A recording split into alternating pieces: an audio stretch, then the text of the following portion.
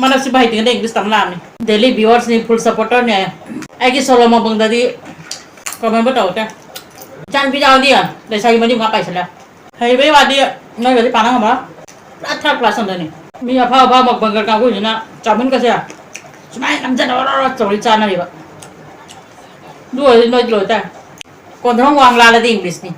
ibu banyak mau sah kontrong wang lala kalau toko Gotcha, bitch. Hello guys, mayang nasi di solong ko bang ni maram di kasi tada magbang taway maram di sabri lere se weather ka suchana ba season ka suchana ba sabri ama lere siga kot na ba lere sina egi favorite te moru ka chanaga asiga sabri ka paknam ka tawna bani ado isina bora tawre ado siga maru khara lere maru hadi kaptho ga mi tapi maru do na tawa jong chak maru asiga morong met pa maton da mahi de han haurage hauja kare di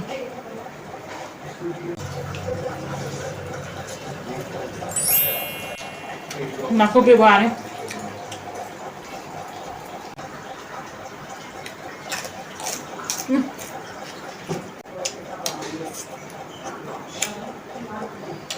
mi đi khăn chưa anh đi theo model sẽ làm rất à mày mua người mi sẽ làm lấy ra này nó cũng nghe idea mua một khăn rồi không Rakesh konjem bam hybra coding ka hybra jang ka bra ya ban pro lai ne arge Nikita ke ne mai ne adum ga Lord have mercy, I'm about to bust. type to su hai de spelling su mistake nya moi khoi na ka type to da spelling mistake oi pakse ya ba noi sar na bi na phata to ini ai pakse ya ba na moi na typing ju soi na arge di nang English ka mai rage kai na asal nabi na hujan kan juga English medium hay na cha boy mama pa boy pamiam sina macang je mi hoy na bai tau na iba kon thong wang la di English ni hujan kan sidi ai di jang je macam na jumda wari sana base English sana wala thajali me di mite na sana kan English sana malam ni mite din hai re hai bai hai da ba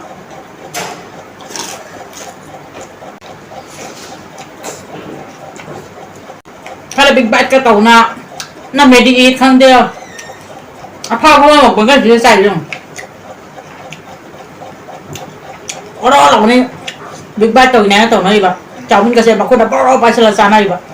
big bad oi na bai adu ko na cha ba hai te ga adu ga ada ga ichan bi tau se ma di big bad tau zari mi big bad oi dia ga mi ni ngang ga kha su hen jale ba aju bo English ngang ga to ba tai na ra hai bai wa di hai mi hai English đây cái này nè tao nói đi mua này English này đồng này đi bao mày mua sao còn trong hoàng lan khơi thôi khơi gì không mày làm gì hắn chặt rồi dục sĩ kia cái nó cái lối nào chặt nó chặt không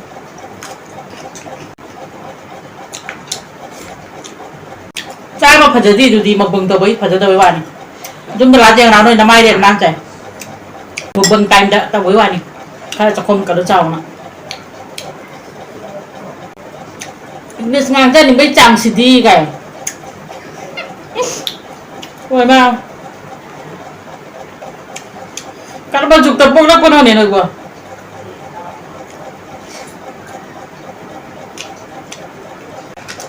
mình là đi biết comment vì mình các bạn không này ngọc ninh nhà bạn mana ba natin nok ningi ba daily viewers ni full supporter ne ai solo mo bang tadi komen betul kan jangan video dia dari saya mandi ngapain salah biar komen coba contoh juga mau berapa juga aku deh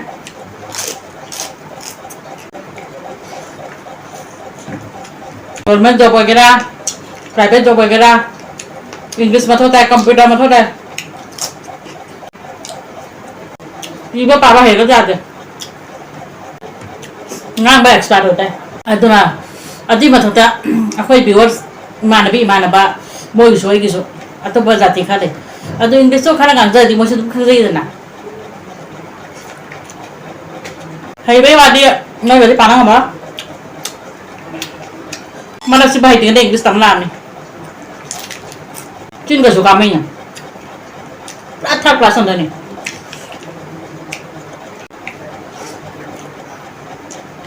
Nikita đọc trô bị ấy mà này.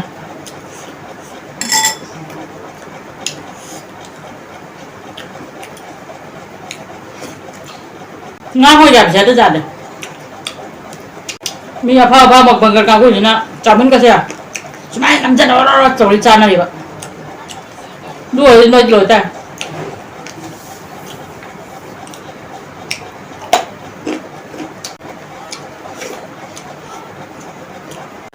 Ate mau ngang cái ngang này quá. English ngang pada ngang cái gì? Cái gì hay thế nó không thế? Ate nhám ngang này. Aduh di khang ko ju khanti cha do ni social media thola di aduh ga English nga ba nok na ba sima di kari hai de ba khang da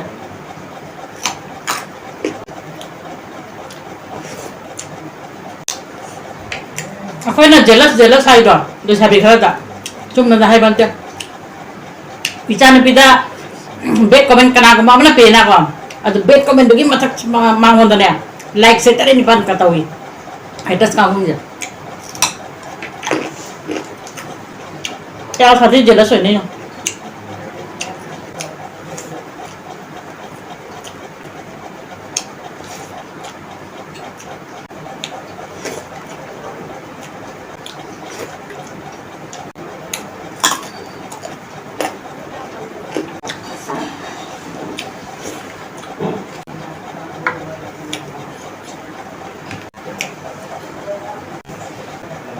Aduh di ma'am ngasi ko na matang sa loy sa lagay next video mo tingnan si